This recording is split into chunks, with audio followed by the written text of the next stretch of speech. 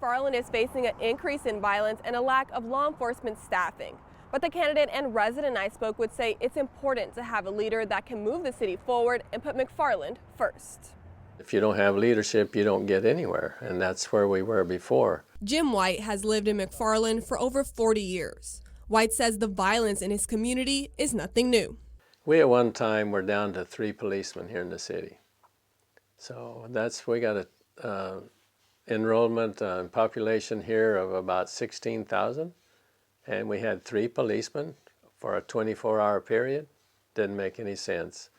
That's when we started having more shootings and this and that. And that law enforcement staffing shortage is what one of the candidates for mayor of McFarland, Saul Ayon, says he's already been able to address while serving on the city council. We hired a qualified police chief. Now with our staffing, we're up to 14. We have 24/7 coverage.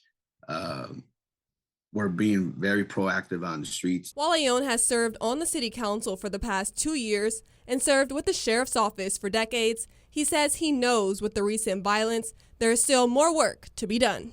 Having the experience in law enforcement, I know for a fact that what I initiated a couple months ago was to bring in cameras for our city, because from the exit and entry points and just deter and solve a lot of these crimes. Another ongoing issue facing McFarland is whether the public library should become a police station. Having lived in McFarland for so long, White says the library is not the same. Library today is not like it used to be.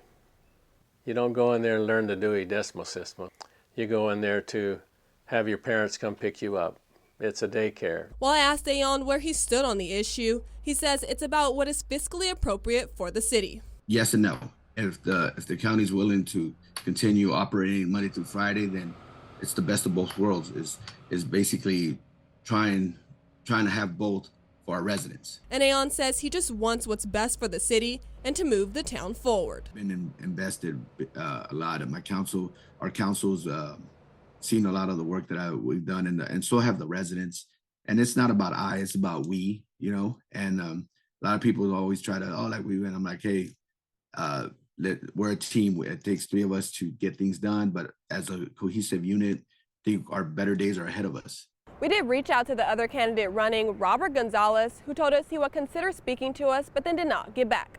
In McFarland, Brianna Willis, 23 ABC News, connecting you.